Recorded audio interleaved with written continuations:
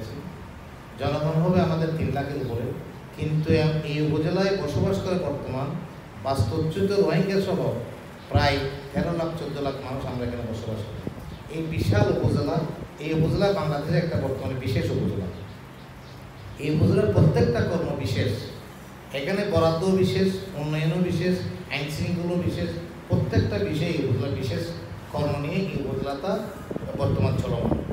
এই উপজেলা এমন একজন চেয়ারম্যান প্রয়োজন, আমরা মনে করেছি যে এই চেয়ারম্যানটা সবসময় একটা হেডকোয়ার্টারে অবস্থান করে উপজেলা প্রশাসনের সাথে স্থানীয় জনসাধারণের একটা সুসম্পর্ক বজায় রাখা এবং বাস্তুচ্যুত রোহিঙ্গাদের সাথে এই বিভিন্ন পুলিশ ডিপার্টমেন্ট, আরআরসি এবং বিভিন্ন প্রশাসনের কর্মকর্তাদের সাথে এবং স্থানীয় হোস্ট কমিশন মানুষের সাথে বিভিন্ন সময় যে টুকটাক সমস্যা সৃষ্টি হয় সেই সমস্যা সমাধান করার জন্য একজন খুবই দক্ষ এবং সার্বক্ষণিক যিনি উপস্থিত থাকতে পারেন এবং সব কিছু বিবেচনায় আমি হিসাব করে দেখেছি জাহাঙ্গীর কবির চৌধুরীর পক্ষে এই কাজটা করা সম্ভব বলে আমি মনে করেছি।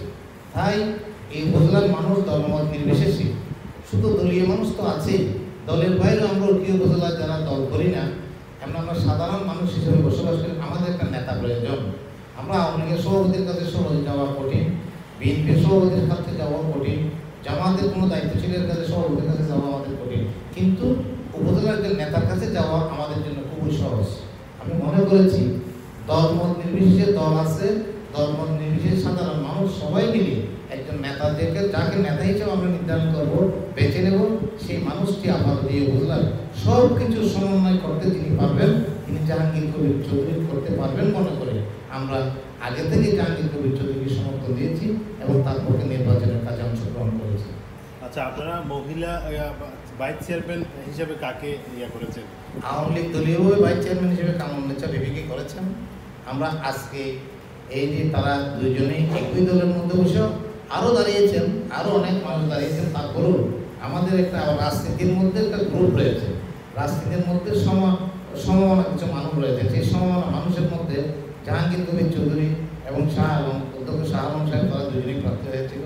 এই দুজনের প্রার্থী হওয়ার বিষয় নিয়ে আলোচনা করে আজকে একজন এই বিস্তারিত আপনাদেরকে তথ্য জানিয়েছেন কী কারণে নির্বাচন থেকে সরে দাঁড়িয়েছেন। উনি যেটা বলেছেন যে আওয়ামী লীগের কেন্দ্রীয় সিদ্ধান্ত তাদের যে মন্ত্রী এমপিদের আত্মীয়স্বজন নির্বাচন করতে নাও পারতে পারে, এই ধরনের মনে করে তিনি প্রার্থী হয়েছিলেন। মাননীয় প্রধানমন্ত্রী বিদেশ থেকে আসার পরে যখন সিদ্ধান্ত দিয়েছেন পারিবারিক সংখ্যাটা কি, উনি যখন বলে দিয়েছেন পারিবারিক সংখ্যা হচ্ছে নিজের স্ত্রী, পুত্র, কন্যা এবং নিজে 4 জনের উপর তিনি সীমাবদ্ধ করেছেন। সেই সংখ্যায় জাহাঙ্গীর কবির চৌধুরীর সংখ্যা যে আসে না, এই সংখ্যার বাইরে আছেন, সেই হিসেবে ওনার মামা অধ্যক্ষ শাহ আলম নির্বাচন থেকে সরে দাঁড়িয়েছেন। আজকের পরে আমরা সন্ধ্যার পরে বসবো, বসে আমরা বিয়া করবো, ভাইস চেয়ারম্যানদের কাজও আমরা আজকে থেকে শুরু করবো। ধন্যবাদ।